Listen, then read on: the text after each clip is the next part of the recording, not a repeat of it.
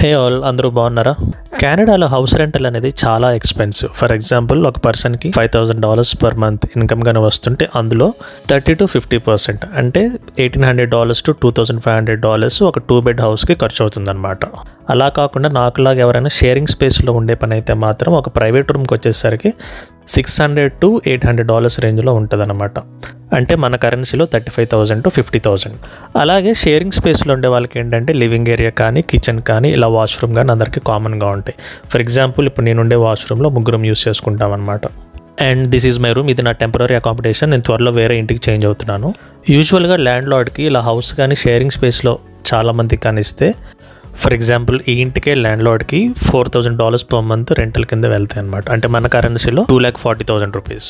And ఫైనల్గా నేనుండే రూమ్కి ల్యాండ్ లార్డ్ ఎంత ఛార్జ్ చేస్తాడంటే $700. అంటే మన కరెన్సీలో $42,000.